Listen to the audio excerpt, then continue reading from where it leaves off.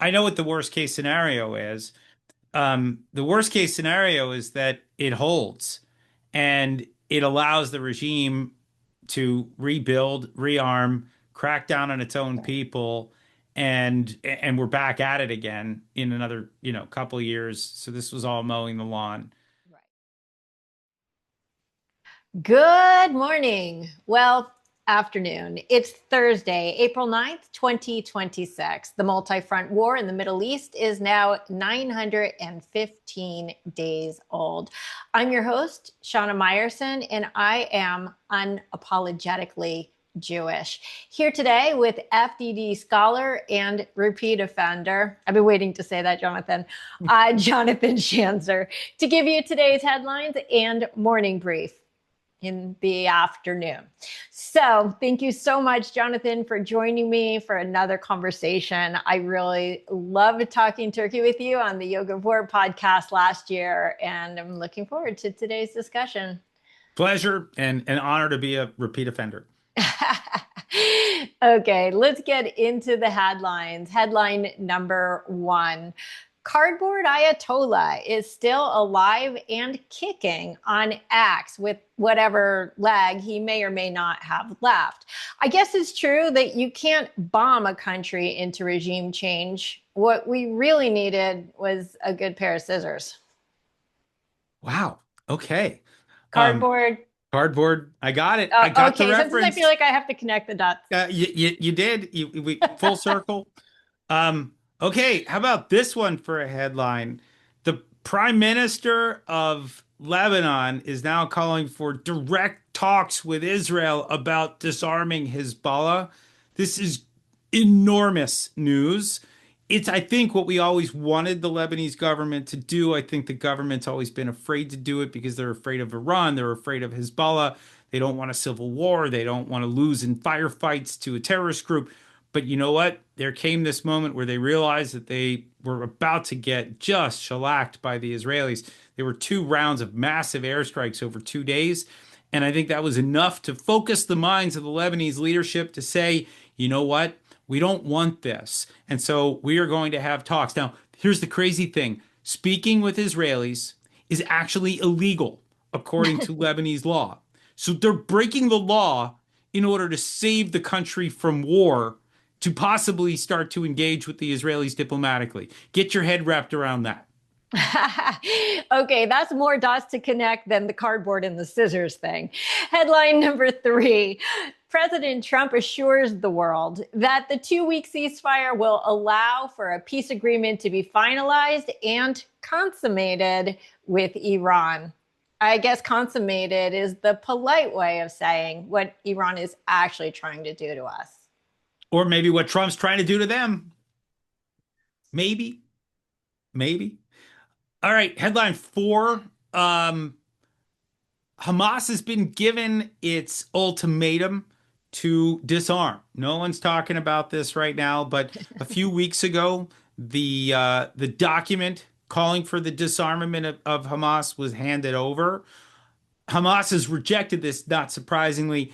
The deadline is coming due, which to me is interesting because the Board of Peace has been pretty quiet. There's not been a lot going on in terms of Israeli action over there. But if we have a ceasefire in Iran and we've got a ceasefire in Lebanon, guess where the Israeli military is likely to go? Well, there's also those pesky friends to the north. So we're still going to see some disbursement. I hear that deadline is actually Friday, tomorrow. Is that accurate? I think so. There's no way it's going to be met. So No, we could sort of discard that headline. no.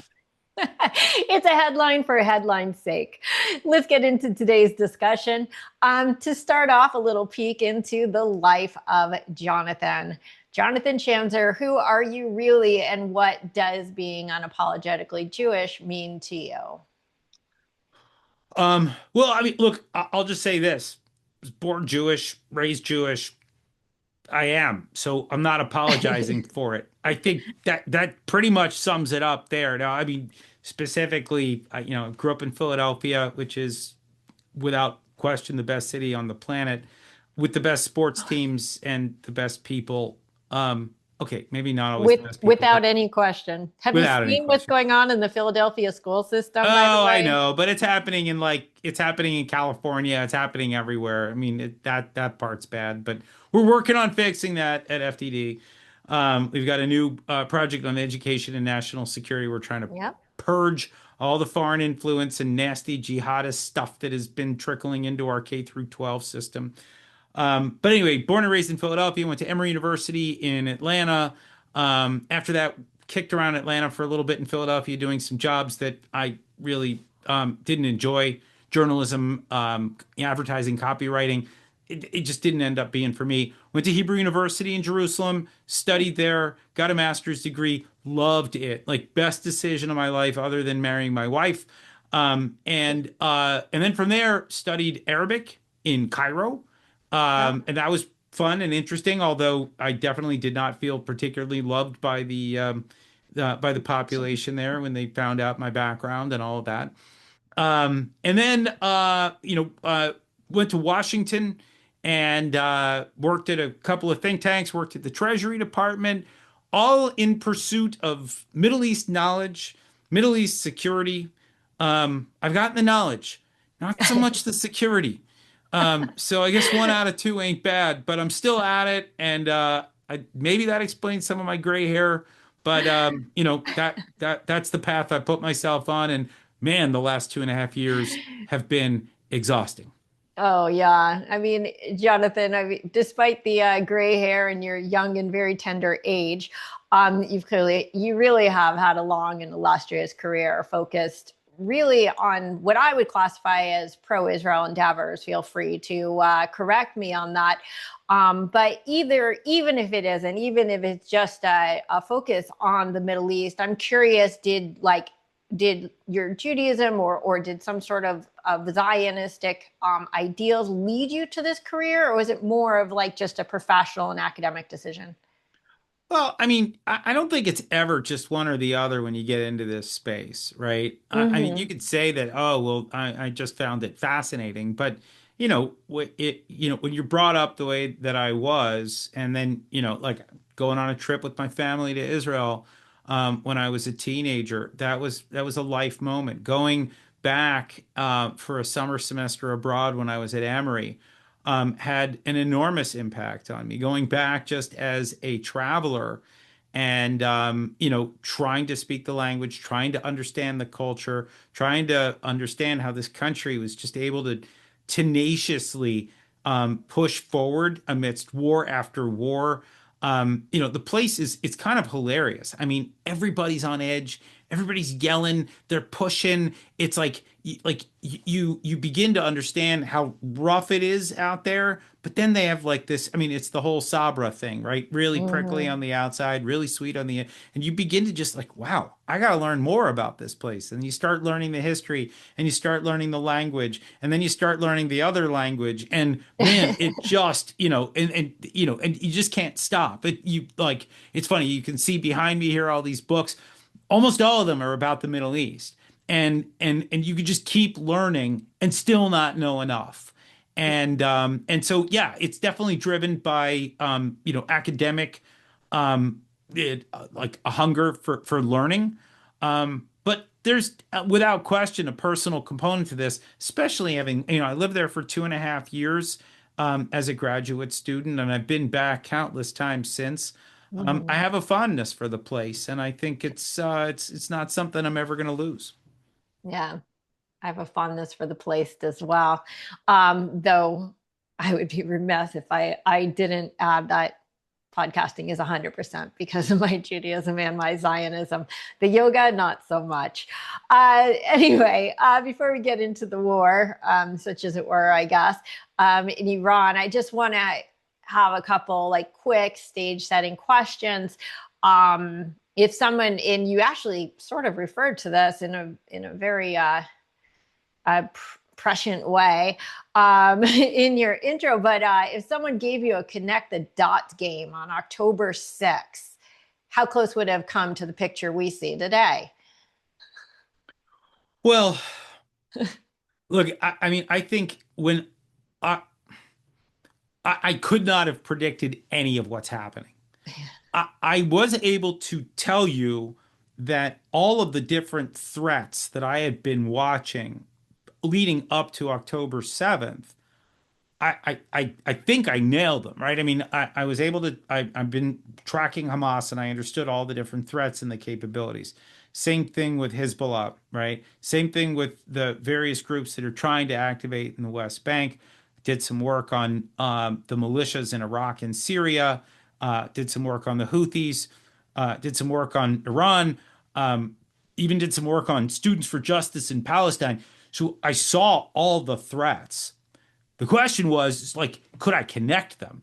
And could I Right. see them all coming into like the same theater all at once in a Yeah. way where Israel, and then ultimately the United States gets involved?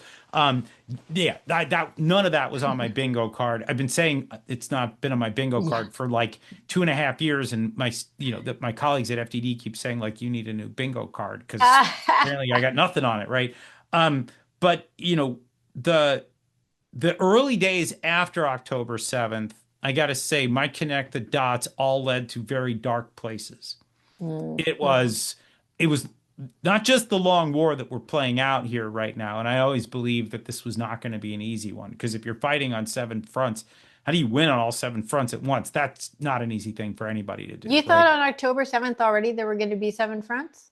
Oh, I mean, I was expecting Hezbollah to invade. I was Mm-hmm. expecting the West Bank to blow up. I was expecting that if Hezbollah and Hamas were fighting Israel at the same time, that there'd be very likely missiles coming in from Iran and maybe some of the other proxies. When you start playing that out in your head, Mm-hmm. man, those were dark hours. I mean, I did not sleep very well for the first, I don't know, couple of weeks of this war, expecting every night. I just kept telling everybody, watch the North, watch the North, watch the Yeah. North. And it didn't happen the way that I feared, but it didn't happen in a way that was good either, right? Because all the fronts erupted just in like slow motion. And it was really hard to keep track of all of it. And it was chaotic. And for a long time, it just didn't really look like Israel was gaining the upper hand on any of them, right? Just shooting Mm-hmm. down stuff as it came in and trying to fight further afield. And it wasn't easy. Um, but I think, I don't know, a couple of months in, I began to get a sense that Israel was able to handle the pressure of all of it. They were kind of spinning a bunch of plates at the same time, and it was working. Not great, not winning, but not losing. And you got a sense that the Israelis had fallen into a groove. And when you go there and you talk to the Israelis, there was a certain sense of like, hey, we failed, right? This was shameful that we were not ready for this war, but we're finding our footing. And when I Yeah. started to hear that with the briefings, and it's always those sorts of things, you can pick up the vibe within the folks that you're talking to in these various buildings.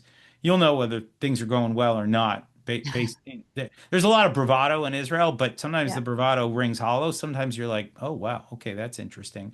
And so yeah, maybe 6 months or so in, I began to get a sense like, okay, I think they've turned a corner. And then it was okay, how did like how do they achieve victory in all these different places? With Gaza, I always knew it was going to be a like a grind, and it's still a grind. With Lebanon, I did not anticipate Grim Beeper. I did I anticipate the don't think anybody could have anticipated right. I that. mean that's ingenious stuff. That's like Yeah. unbelievable creativity. I hear that what I'm happened yesterday rivaled that. Did you hear about this Zoom thing? this witch thing? Zoom? That No. apparently details are forthcoming, but that yesterday's attack, which is a perfect time for Trump to suddenly say, okay, maybe we should back off, was more targeted than, or whatever, similarly, but maybe more intense targeting than the Beeper attack. They used, apparently, rumor has it, Mossad used VPNs from Zoom meetings to find out where the what's it called? The thing that says where you are on your computer? Location? Yeah, well, yes, location, but there's a more technical term for that. Okay. Yeah. But anyway, that they basically infiltrated their Zoom meetings to follow their computers wherever they were and execute the targeted attacks that way. That's scary. Yeah. Anyway, I mean, this is like ingenious stuff, right? I Yeah. mean, all of it. And, and once you began to see that, right? And then, there were the couple of moments of strikes with Iran, and you could see the Israelis seemed to have the upper hand there.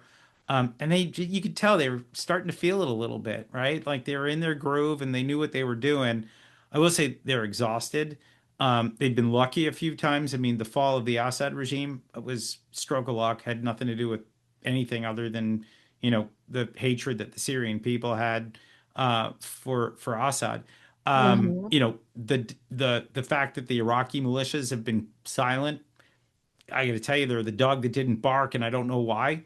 But I think the Israelis are like, "Thank you, we'll take it." Right? Better to be lucky than good. So there's been some luck. There's been some ingenious, um, you know, uh, military technological strikes, and then there's just been the grind. But all of it adds up to, I think, a very exhausting war. I like to say, like, I'm tired. I can feel it in my Yeah. bones every day when I wake up.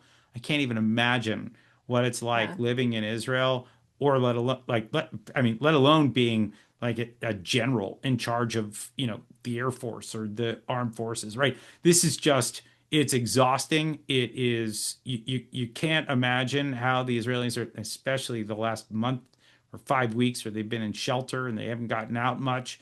It's a lot, but Yeah. I could see the pieces start to fall into place maybe about 6 months into the war. I'm still surprised almost every day. I am. Yeah. But it seems all to be moving in the direction that you would expect it to. Okay. Let's play a speed round of bingo since it's your thing. You ready? Okay. What was on your bingo card those first few months, let's say? You could create how long, but let's say when you were feeling not as strongly about what was going on. Okay, B, two bombers, Moa bombing Iran. On the card, not on the card. Okay. So, bombing Iran was not on the card in the first couple of months. Um, Definitely as things moved into a different phase of the war, it became clear that there was only one thing left for the Israelis to do. But the Um, B-2 is an American jet, not a, no, for sure. The B-2 part of it, I'm talking about the yeah, F-35s first. The B-2 part of it, never saw it coming. yeah. Never did I think, and it's funny, I was talking to an Israeli, a senior Israeli official, a longstanding member of the Knesset the other day, and he was saying, never in my wildest dreams did I think that the president of the United States would want to stand shoulder to shoulder with Israel and fight a war that that we always knew we had to fight. Just didn't think it was possible. And Yeah. so, here's the part where I tell you that for all the frustration that Iran, the regime in Iran may not be gone at the Mm-hmm. end of this, like that the ceasefire may leave some of us wanting. Um, it is so much better than it could have been with the Mm-hmm. regime getting, I mean, hammered for the Yeah. last 5 weeks. They're in bad shape economically. They're in bad shape politically. They're in bad shape militarily. Leadership wise, they're thinned out. The nukes, the missiles, the proxies, all of it, right? I mean, they are in worse shape. And this is that part of that same process of me watching as this thing has widened and as we've gone down the road here. Um, at every turn, it does look like Israel has more leverage, more, doesn't mean that they don't have a lot of risk still. I actually see a ton more risk out there that I don't think Yeah. people are talking about. And I'm happy to go through some of those scenarios. It's all scary, right? When you open Yeah. up a war, and by the way, the Israelis obviously didn't want this war, but they have fought it, right? And as they've done it, they've contributed to the chaos and the unknowns. Wars produce one thing and only one thing consistently, and that is unintended consequences. You never know what comes next. Once you start fight, you don't know what your enemy's response is going to be. You don't know how desperate they are. You don't know what they're Yeah. willing to do. And these are the things that we now are watching as this war widens and as more countries get involved, as the region is thrust into this chaos. This is stuff that I continue to watch very carefully. Yeah. Ah, the doomsday scenarios. I try to stay away from these days. I have enough anxiety. Okay, that's B. Ayatollah Khamenei and the entire IRGC leadership taken out in 40 seconds. On your bingo card, not on your bingo card. Definitely not. I would have expected the occasional Yeah, leader to get whacked, right? Like kind of like the Qasem Soleimani attack that right. Trump carried out in 2020, right? Like when you see those moments of opportunity, especially when you see like IRGC guys running around in Lebanon or Syria and they're close by and you kind of feel like you can do that. Yeah, like I would have expected that, but the idea of knocking out like all of the clerical and top IRGC leaders in one fell swoop, wow. And again, like, didn't see the US getting into this at all, right? So the fact that the US is part of this in some shape or form while the Israelis are doing it, and I know the Israelis took credit for it, but if you don't think there was American intel involved, Sure. you know, I got some, I don't know, 3-week-old hummus to sell you. I have a blown up bridge in Iran to sell you. Yeah, exactly. Okay, and this one I bet was on your bingo card. NGOs infiltrated by Hamas terrorists. Now, I just have to say, NGO technically covers the rest of the card, but I'm not that lazy. Right. Good call. Yeah, the NGOs we always knew absolutely corrupted. I think the question right now is it's some of these legacy NGOs Yeah, that have been operating in Washington for a long time that maybe were getting Qatari money. Those are the ones that I think that when this is all said and done, we're going to have to do a little bit more digging. And I gotta say, I have looked at this war through the lens of kind of there's one word that it's constantly running through my head. It's the theme, which is mm-hmm. consequences. Mm-hmm. Um, if you were part of the launch of this war in any shape or form, you should have to actually at some point have to account for it. Sure. And so if you've seen the work that I've done, you've seen the work on the Qataris, on the Turks, on, SJP, AMP, right? These are all part of a network that is in support of the group that started this. I Mm-hmm. think the attacks that we're watching right now on Iran, like this is consequences, right? This is what needed to happen here. There needed to be a lesson taught to those who decide that they want to wage war either directly or by proxy, that there needs to be a payment here. And I think that is what's happening. I don't think the NGOs have paid that price yet. I think they've walked away thinking like, oh, well, we got our Right. payout or whatever it was that convinced them that this was the right thing to do. It could have been just good old fashioned anti-Semitism, but it also could have been inducements by others. And I think we got to learn what Yeah. happened there. And I think Well, there'll be more to learn. so the NGO thing, the good old anti-Semitism, is a long-standing, decades-old. That's nothing new. What was new to me was the amount of actual Hamas infiltration into it. I did episodes with Gerald Steinberg and with Ann Hertzberg, but particularly Gerald Steinberg, who said in words, there isn't a single NGO operating in Gaza that does not have Hamas members in its top ranks. That blew me away. Yeah, I mean, look, those I think we always knew, and I think everybody knew that if you were running an NGO, and by the way, that would include UNRWA, the UN Relief and Yes. Works Agency, right? That every if you're gonna like, let me just put it this way: if you're gonna work in Gaza, which was controlled by a Hamas government, you were Mm-hmm. working with Hamas. You Yeah. had to play by Hamas rules. Hamas would basically say, do this or I could kill you or I could kick you out of the territory or whatever. And so what all the NGOs did is they began to relax their own standards about who they hired, who they allowed to come in, like what they were doing. like, okay, we'll bring this down into the tunnel beneath your facility. Sure, we'll do that, right? I mean, like there was like a lot of that, and I will say that a lot of these NGOs have to account for that. And they're not alone. We do this in everywhere that NGOs work, right? If you're dealing with a rogue state, you've got to deal with the rogue state's rules, even if if they run against the charter of the Mhm. organization. If what you're trying to do is deliver food to, hungry populations, well, you're going to have to work with that government, and you start making these compromises. And I think a lot of these, and this is when we say they were compromised, literally, they Mhm. made Mhm. compromises. They compromised themselves by allowing for their people and the organization to facilitate what Hamas wanted along the way, and in particular by allowing Hamas people who moonlighted as humanitarians to join these groups. But again, I think the thing that I also knew but didn't know as much was how much they had infiltrated the ones here. These legacy Mm. groups that were talking about human rights, that were talking Mhm. about freedom and Yep. democracy. These are like the big ones. These are the guys that show up on CNN and MSNBC and sort of talk about global affairs, and they're seen as thought leaders and influencer types, and but also intellectuals.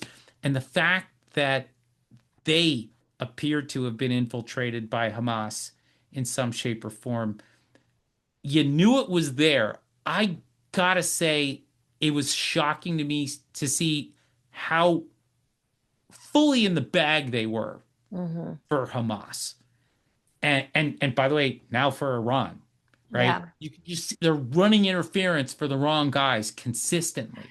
Right. And that's where the you have to work with the rogue state argument starts breaking down, because there's a difference between doing what you have to do in order to provide aid to an oppressed population, and actually working against another population, i.e., the state of Israel and or the Jewish people. So it's bigger than just playing the game in order to give aid. I mean, it goes as far as crossing borders and slaughtering people, raping them, and cutting off their bra. So I think that was a little bit of a bridge too far. Okay, G. I'm going to take some phonetic liberties here. Xi Jinping being perhaps the biggest winner in the Middle East war. On your bingo card? Not on your bingo card. I don't know if I agree that he's the biggest winner in the Middle East war. Well, he has control basically of the oil in the straits, and now they are trying to switch the petrodollar to the Yeah. yuan, however you pronounce that. Also, that they have positioned themselves in a way where they're supporting Iran, who has, even if it just outlived the greatest superpower in the world, they did it knowing that they did it with more the help of China than Russia, because Russia is sort of caught up in this other little war in Yeah. Ukraine. Okay, so Um, let me give you the countervailing analysis yeah. that I think is important to understand. And by the way, I don't think that either one of us are right or wrong, but Mm-hmm. let me flesh it out. First of all, Iran is part of what we call at FDD the axis of aggressors. This Mm-hmm. is Iran, China, Russia. What we've done here, it's a three-legged stool. We have severely weakened one of the legs of that stool. Yeah. And so, like, economically, they're a mess. Politically, diplomatically, militarily, they're a mess. And that's not going to change anytime soon, right? Like, if the war officially stops tomorrow, it's not like they can just be like, "Oh, we're great." No, they've lost tens of billions of dollars in production, and they've got a defense industrial base that has just been eviscerated, and their missiles and their nukes and their all this. It's a like, and not to mention their leadership, the faith of the people in the regime. All of it is bad, and there's no other way to put this. They are in bad shape, right? So I mean, I think that hurts Xi Jinping. I Mm-hmm. think that on top of that, it's important to note that the Gulf Arab states have tried very hard to balance between the US and China. They didn't want to get into the great power competition thing. And you can see Huawei all over the Gulf, and you can see Chinese cars all over the, I mean, it's not like they're like, oh, we're not doing that, right? No, no, they're working with the Chinese. They are, Yeah. right? Um, when these countries see that China is providing drone motors and chemical precursors and intelligence to the Islamic Republic, and that they're able to transit the Strait of Hormuz, and no one else seems to be able to do that, we just say that's not sitting well with our Gulf Arab friends. And I Hmm. do think that this war has focused the mind of the Gulfies a little bit about who is their friend and who isn't. And if you ask me, I think China's starting to lose the great power competition thing, specifically in the Middle East. And so I think just by entering into the war, I think China was proven by Trump to be not a friend of the Gulf Arabs. They see it clearly. I don't think anybody could see it any other way. And so let's just watch that dynamic. And then Hmm. there's the last part of it, which I'm still learning about and I'm fascinated by, which is, we got this ceasefire like process that's being put into play by the Pakistanis, which is bizarre, right? I mean, because, this is like Totally good and rational actors. Have you seen the X account of their defense minister? no. Oh, you really have to go online and check Okay. that out. It's just the protocols of the Elders of Zion, Oh, not great. Nazi version on steroids. I mean, it's surreal. And Okay. these are I'll have to do our that mediators. and then, take a long hot shower or something. But Right. you know, what's so interesting to me is, first of all, it's fascinating because Pakistan's like a state sponsor of terrorism, illicit nuclear proliferator, and they're like, oh, we're here to help against that state sponsor of terror and illegal nuclear proliferator. And you're like, thanks. Like, what's going on here? But it's actually more interesting than that. I mean, as if that wasn't fascinating enough, because the Chinese own a huge amount of Pakistani Hmm. debt. Like, in some ways, Islamabad is like a wholly owned subsidiary of China. And Okay. I don't know exactly what China's game here is, but I think that the Pakistanis doing some of this negotiation because the Chinese are like, this isn't good for the world economy that we run on. The price of oil is going up, access to Iranian oil is going down, natural gas is going up.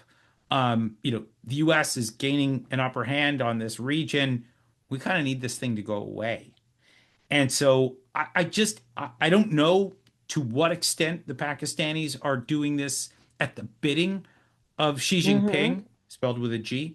But uh, but but I do get the sense that there is something bigger going on here. And by the way, just so everybody's clear, it's not just Pakistan, the United States, and the United States representing Israel in some way. There's also, so China's at the table, but also the Saudis are Hmm. very close with the Pakistanis, two Sunni Arab allies. The Pakistanis are trying to protect the Saudis here. So there's a lot happening Yeah. at this table in Islamabad. And I'm not sure that, China's loved everything leading up to this moment. So just something to think about. Okay. Yeah, I say Xi, but I guess that's you say it. She, Do you say she? yeah, I don't, Okay, I I know think it's because that the guy, but second, yeah. the second name is Xi. So it's Oh, Xi oh, Jinping. okay. Yeah. Yeah, But my anyway, Mandarin or I don't whatever it speak is. Mandarin. So,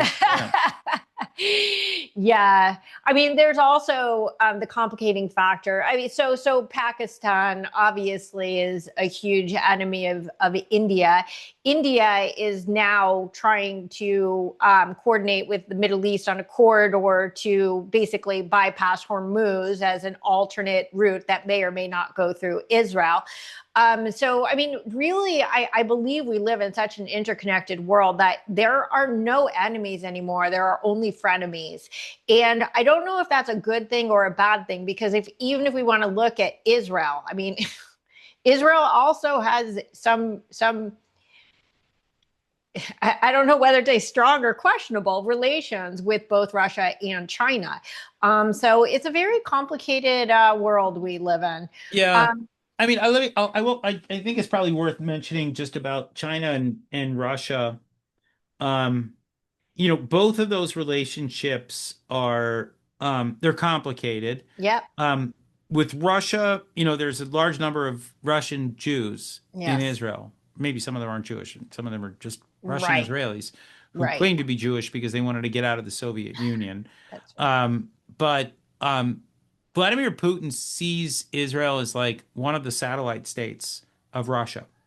No, I mean it's not in the sense that like he can control it, but that he Right. sees this population. They're sort of like his, I don't know, his stepchildren or something. I'm laughing at Um, the irony, not at the reality. yeah, yeah. I mean, it's kind of a Yeah. bizarre thing, but and then when the Russians were in Syria, you remember they were there with the Assad Yep. regime, and And now Assad's there with him. right. Well, but the Israelis dealt with Yeah. him in a really interesting way, where they were like, "Look, this isn't a friendship, but we Hmm. have to maintain cordial relations because we need to be able to deconflict." And they Right. were able to do that, and they were able to balance between it, and I think the Israelis handled it properly, and now the Russians are by and large out of Syria, and I think the Israelis are kind of breathing a sigh of relief, but now there's all these other headaches. With China, it's different. For a while, the Israelis were more than fine working with the Chinese, in sort of transactional relationships. Hmm. Then came the moment where the Israelis allowed the Chinese to build the Haifa port out. And that put a lot of people's hair on fire. That was during COVID, and I remember that because it was like all of a sudden great power competition had reached Israel. It was like a big issue in the Middle East. Hmm. Um, what I think the Israelis have done, and I think they've done a lot to kind of lower the temperature with the US, and there's nothing strategic happening right now in terms of technology and trade. The Israelis have really brought it down to nearly, nothing. But they also don't, and they made it clear, they don't need another enemy. They got Right. plenty, right? And Exactly. so don't want to necessarily side with the United States in this Cold War with Yep. China. Like they don't need that.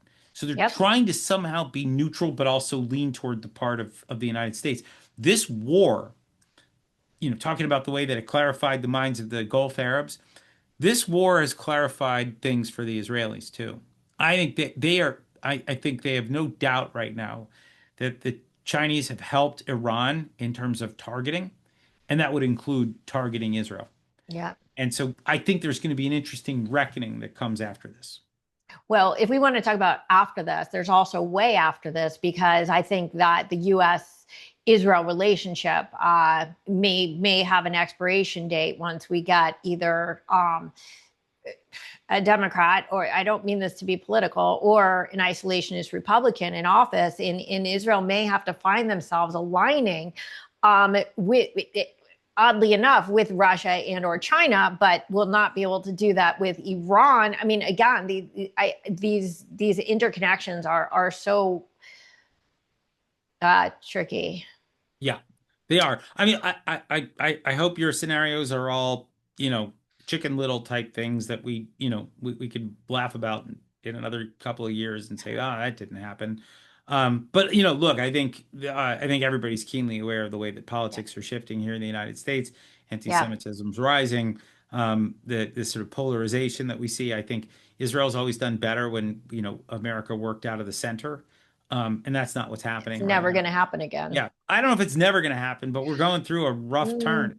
Um, and Jonathan, honestly, I do believe that because of the dynamics of social media that is literally designed to shove you into an echo chamber and then instigate you against the other side, that we've become so polarized. And unless suddenly we do get bombed back into the Stone Age for whatever reason and social media disappears, I only see this polarization getting worse and worse. And the fact that our political horseshoe is now a circle, and that the right and the left agree on exactly one thing, the far right and the left, which is hating Jews. I feel like we're in an extraordinarily dangerous place. I personally, like, yeah, call me Chicken Little. I don't see how this trend reverses with all the bots, with all the like very, very directed campaigns that are all over social media, specifically to delegitimize and demonize the Jewish people and the people who would otherwise be considered rational, who have fallen for this hook, line, and sinker, not to mention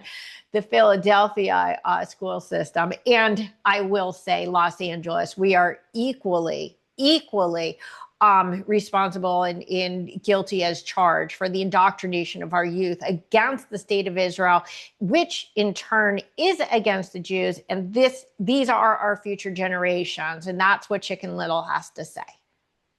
All right, Chicken Little, you got it. Cheap. Okay, last one on the bingo card, of course, is how shocked are you, or was it on your bingo card, the Overton window, as to what has qualified as protected free speech? You know, I think that Overton window shifted long before the war. It did. I mean, you may not have seen the kind of overt and like large volume of hate speech against Jews in particular, but Mm-hmm. I will say that, the 2021 war that Israel fought against Hamas, Yeah. wrote a book about it. It's available on Amazon. Yes. But the kinds of things that were being hurled at me for just analyzing the war, like not like, Mm-hmm. saying like, oh, death to Hamas or something like that. It was more like, okay, these are sponsors of Hamas and these are the sorts of things that we should be looking at in terms of money and right. I mean, the sorts of things that I've been doing for a long time. Man, the hate. It was it was remarkable. Yeah. And I remember kind of walking away from that war going like, man, it's getting ugly out there. So yeah, I think we got like a little taste of it. I think those networks that you talked about, those online networks, they were they were getting tweaked back then. Yes. Now we're seeing it like on full overdrive. They're on steroids. Sure. And so yeah, I saw it. I think it was on my bingo card. That's maybe the one part of the bingo card I don't need to recycle. Oh, okay, so I do want to just quickly I want to get into this ceasefire a little bit at least, but I do want to sort of draw the line between hate speech and instigation to violence, because I will argue, forget about the names that I get called all day every day on social media that literally it's a good thing I have a thick skin. Let's just say it that way. But it's the unabashed, first of all, demonstrating in the streets for actual terrorist groups, waving Hamas and Hezbollah flags, calling for the Intifada, having the upside down triangles, calling for death to Jews. And then we see it actually unfolding in, murders, terrorist attacks that are coming, that are saying that they are motivated by this speech, by these actions. So I think that there's hate and then there's incitement to violence, and it is not the same thing, nor is it legally covered. Yeah, I mean, look, I'm not going to disagree with you. Uh, you know, when you start seeing people calling outwardly for violence, when you see people getting doxxed, with the intent of having people, come to someone's home that they disagree with or that they decide they hated. And this is some seriously nasty stuff. I will just say I don't think the social media companies themselves have done a good job of handling this. I think they've tried. The problem is that they kind of opened up Pandora's box. They've created these monsters, and now they don't know exactly how to tame them. Yeah. And so it's an ongoing challenge for sure, and it's disgusting, all of it. But it's part of that political environment that we're in right now. Everybody is the other. Everybody is somebody that is worthy of hate. That's just sort of the culture that we see right now, certainly in the online space. I think generally in the political space here. And so you take a position that is the antithesis of somebody else. Yeah, gloves drop. Yeah. I have to say, I mean, I just want to say one thing really quickly about how hard the social media companies are working. 99% of the reports I make on truly threatening and in violent comments. And most of them I just delete, but every once in a while it really does cross a line. 99% of the time they say it doesn't qualify as hate speech. I mean, these are things that I wouldn't say to Hitler. So anyway, okay. Could we talk about the ceasefire for a minute? Sure. Okay. Okay. So I personally don't think anyone, including Trump himself, no matter what he says, believes this ceasefire is actually going to last more than 2 weeks. I'm wondering if you think it will hold up until the end of this conversation. Okay, I'm going to put it this way, and I don't want to make it look like I'm an optimist, because I'm not. God forbid we should make it look like that, especially when you're talking to Chicken Little over here. Yeah, no, but I am Dr. Doom. I've been told that by a lot of people, that I'm always looking at the worst case scenarios. I know what the worst case scenario is. The worst case scenario is that it holds, and it allows the regime to rebuild, rearm, crack down on its own people, and and we're back at it again in another couple of years. So this was all mowing the lawn. Right. That is probably the worst scenario out of all of it, and I think that is still very much a possibility here. Donald Trump would like to get a deal done that opens up the strait. But I also think that the guy doesn't want to leave without having, some achievement. And I think he's trying to get to yes. He's trying to get to some kind of an understanding with the regime. The question is whether they agree to it or not. We'll find out soon enough. But I think in the interim, what I've been trying to explain to folks is there are some positive things that have come out of this already. One is that, the regime has just been hammered, and we've talked about it already. They've been absolutely degraded by the Israelis and the United States. I think just the fact that the Israelis and the United States were fighting, shoulder to shoulder, wing to wing out there, truly amazing stuff. I mean, the complete and total integration. The Israelis that I talk to are you can hear their excitement. They're like, this is the first war we've ever fought in English. Right? Like it's amazing, right? And so there's some really good things I think that came out of it in terms of U.S.-Israel relations. There's some dangerous things, of course, too, in the way that Israel's and America's, or rather Israel and Trump's enemies are looking at all of this, and adversaries. But I do think that there is a chance that that things fall apart. There's a chance that things hold on. But what I'm looking at actually are two things. Number one is this question of phase two, right? Phase one may be completed. Phase one of this war is like the degradation of the Iranian military and the, repression apparatus and the IRGC and the clerics and the missiles and all that stuff. Phase two is where the Mossad and the CIA and maybe Saudi intelligence, Emirati intelligence, Azerbaijan, all these countries that are right now pretty pissed off at the Islamic Republic, they go, okay, we see what you just tried to do here. Here's the part where we start sending in weapons and cash and intelligence and secure communications and training. And you're in trouble, Iran, because now we're going to bring you down from within. And so whatever happens at the end of this kinetic round, I do think that it's not the end of the story. And I think that if the Israelis and everybody else are doing their job, then yeah, this regime is going to have to fight more, and it's going to have to fight its own. And I think that's going to be really interesting. I think that the Lebanon part of this that, we talked about in the headlines, really interesting too, that, the Lebanese people have said, we're out of this. You guys don't get to decide our fate any longer. We are saying that we are not party to a ceasefire that Iran is brokering. You don't get a chance to tell that about us. We want our own negotiations. We're trying to get out of this war, right? And they raised their hand and they did it. This is also another huge positive. This is one way for we're trying to resolve every one of those 7 fronts. Syria has been resolved-ish. Gaza's been resolved 47%, or 53%, I guess, is what the Israelis control. I think we're trying to steer this thing toward resolution in Lebanon. And that would be remarkable. So there's really, I think, positive potential here.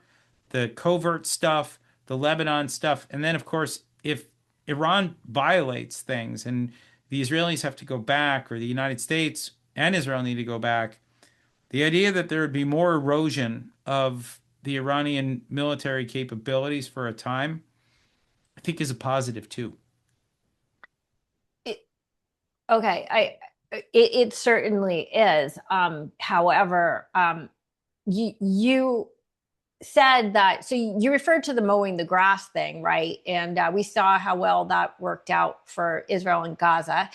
Also, the fact that we're working on sort of a like fast moving timer here, because after Trump and even possibly after the midterm elections, our opportunity, I think, to go in and in with force, unless we leave everything up to Israel to do all the dirty work thereafter, is going to be very, very limited. So I don't know that mowing the grass, and besides the fact that people say they don't want a forever war, but that leads us to mowing the grass, which, by the way, is a forever war.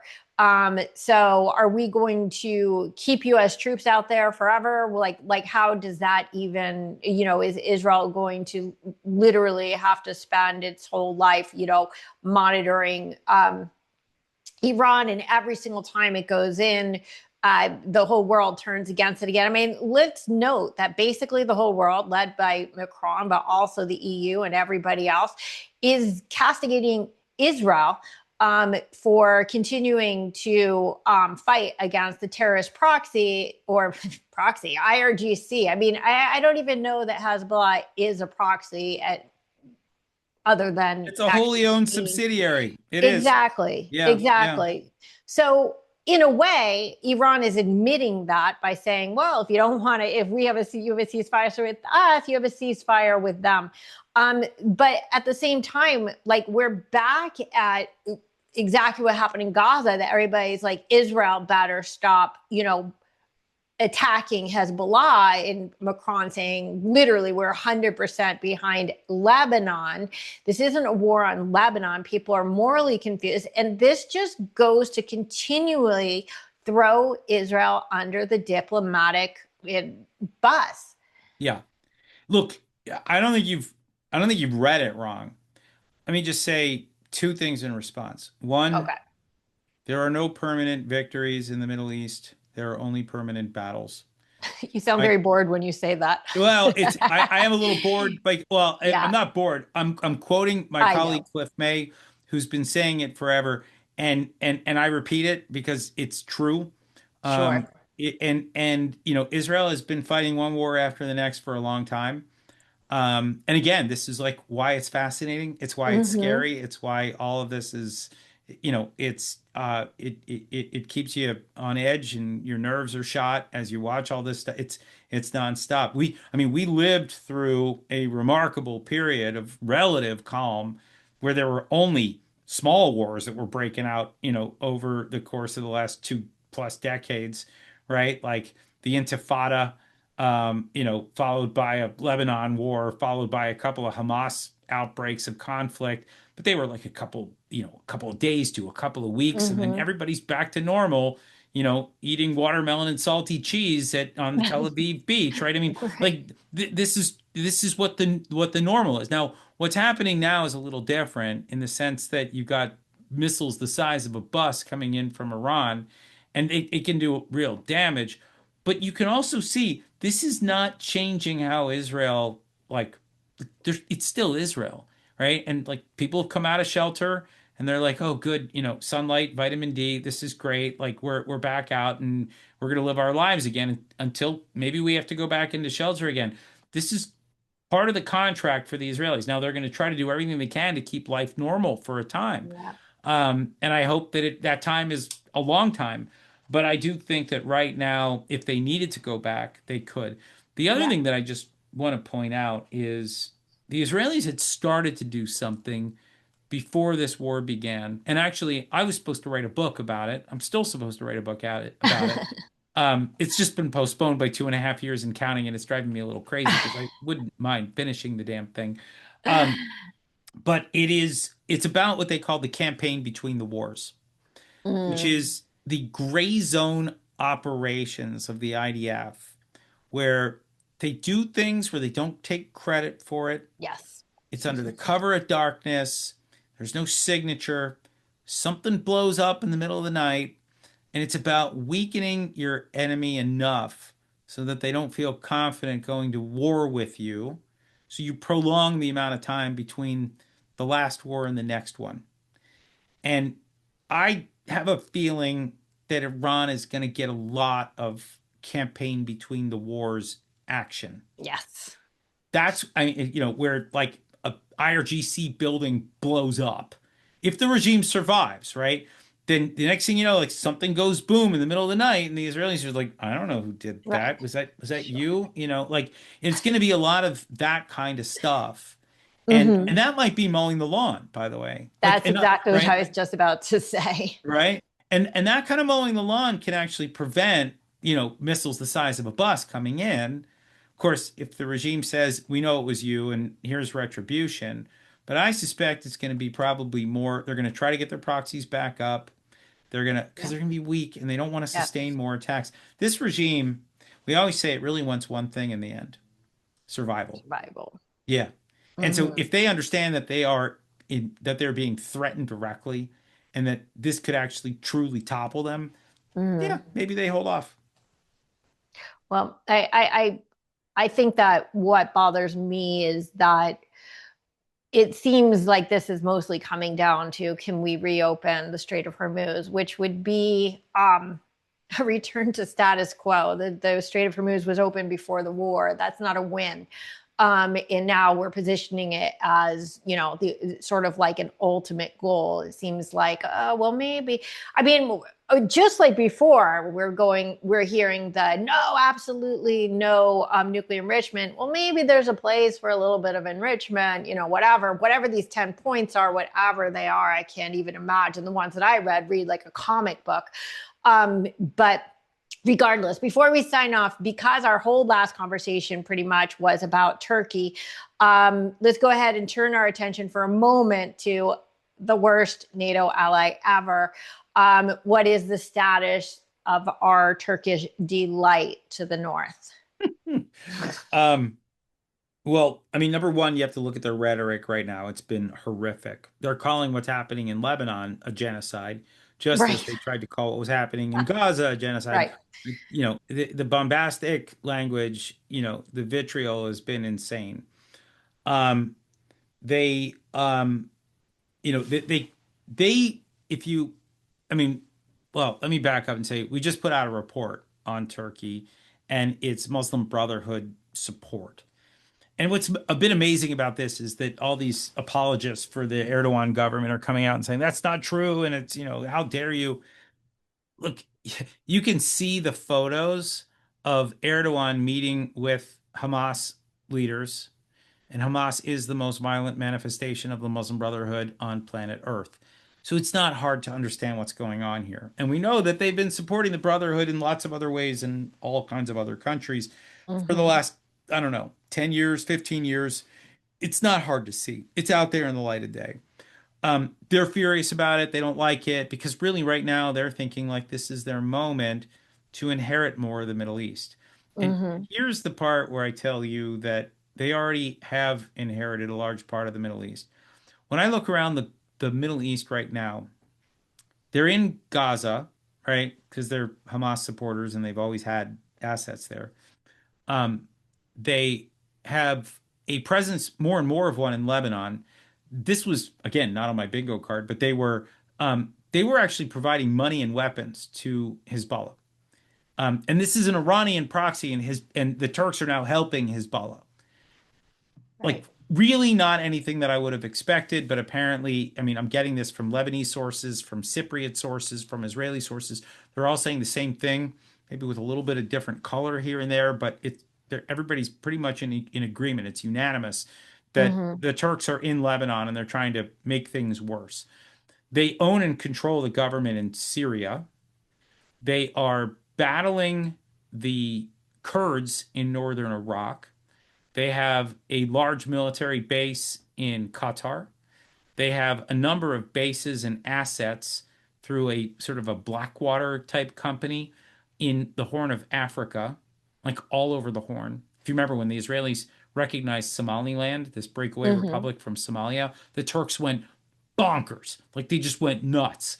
And so just to understand that they began to look at Israel as muscling in on their turf and they didn't like it. And then on top of that, you got Turkish naval assets all over the Mediterranean, harassing the Greeks, harassing the Cypriots, basically claiming that the entire East Med is theirs. They call it Blue Homeland. Right. And then finally, they just actually moved like a squadron of F-16s to northern Cyprus, occupied Turkish northern Cyprus. So you look around and I think you have a lot of people out there breathing a sigh of relief saying, oh, thank God the Iranians, they're losing all this power. Their ring of fire around Israel the power's getting sapped. Well, guess what? There's another power. They're the second largest army in NATO. They're Hamas supporters. They're Iran backers. They're ISIS backers. They're Muslim Brotherhood. And they are filling in the void. And we need to keep a very close eye on these guys because they're not out for peace and stability in the region. Doesn't mean that we're on the verge of another war between Turkey and Israel. That sounds pretty horrible to me. But I would just say keep a close eye because these guys, Erdogan, not a fan at all. I'm with you. Okay, to wind things up, what is one inspiring trend, movement, or organization we should be keeping our eye on? How have I been inspired lately? I mean, the FDD Morning Brief. Yes. Yeah. Something that inspires me every day, honestly, I will say is my colleagues doing it's unbelievable how much they've been churning out. I am continually amazed at the stamina of my organization. And so for anybody that's not familiar with FDD, certainly recommend that you take a look. FDD.org. I would say that I am I'm actually I'll say this. I'm starting to tinker with AI. Not as a researcher, because I think that research should not actually use AI. I think it's really dangerous. I don't want AI writing for me. I don't want it making editorial choices for me. I think things like that they make me uncomfortable. Agree. But I am actually kind of inspired by the idea that AI may be able to help me get hours of my life back, things that I didn't want to do. Right? Like that it can handle my expenses and it can handle my timesheets and it can handle, I mean, the idea that a machine or a network of machines can intuit things on my behalf and to handle, parts of my job or my life that I don't this is amazing that we've arrived at this place. Now, I will say I don't trust all of it. And you know what I really hate? I hate when people are like, oh, my AI, whatever, my LLM, it just hallucinated. Okay, when you say that, you're basically saying that AI made a mistake. Right. It screwed up, which means this is a utterly imperfect technology. But we're moving in a really fascinating direction. I'm hopeful. I don't know if I'm optimistic yet, but I'm hopeful that this is going to be a force for good. Okay. I think it's going to be both. I think it's complicated. As to FDD, I just want to say, do you know about the marshmallow theory of if I say the word marshmallow to you right now, you're going to suddenly see the word marshmallow everywhere because normally it just flies under the radar. But now that I said it, in the next 5 days, you're going to just see marshmallows everywhere. I will look for them. Okay. I want to throw out the marshmallow theory for FDD because anybody who does not have FDD on their radar, you guys are everywhere, especially since this war broke out. I cannot believe it. I can't read through a single article, listen to a single news report, a single podcast without either FDD specifically being called out or somebody from FDD being quoted. You guys are dominating. So definitely an inspiring movement. Love to hear it. Love to hear it. So besides looking for marshmallows, what's one action we should all be taking right now? One action. Wow. Well, I mean, look, number one, make sure that that your representative knows how important it is to win in Iran. I don't want anybody in Congress thinking like, oh yeah, this is an unpopular thing. I mean, we need more Americans to say this is in the US interest. We want a stable Middle East without the Islamic Republic of Iran. I don't think enough members of Congress are hearing it. I don't think enough people are hearing it in general.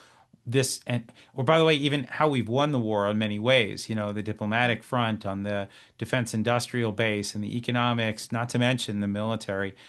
All of these things, I think, are just not widely understood by the American public. So I think we have a lot of work to do. Do you think, Jonathan, it matters if you call or email or write a message on social media directly to your representative? Do you think that one holds more weight than another? Everybody says make the phone calls. I think it's to do all of it. I mean, Mhm. just say if you can dictate a letter using ChatGPT and then print it out, right? Again, you're saving time, right? Right, And right. or by the way, you make the phone call and you leave a message, and that message is what you end up putting into a letter that you end up sending.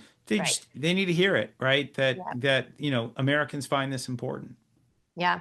If you could send one message to the world right now, what would it be? The Middle East will be a far better place if the Israelis, the Emiratis, the Saudis, the Lebanese, the Egyptians, the Jordanians, the Moroccans, if they're the ones who are in charge and the Iranians are not, we're going to be in a much better place. It's too bad we don't have an A on the bingo card for Abraham Accords. Mm. Jonathan, where can people find you? I'm sure that they're going to want to. Yeah, Jonathan.Schanzer, Schanzer. That's on Instagram, and Schanzer, Schanzer on X. You can find me on FDD's website. You can check out the FDD Morning Brief. It's Monday, Wednesday, Friday, 8:30 a.m. live.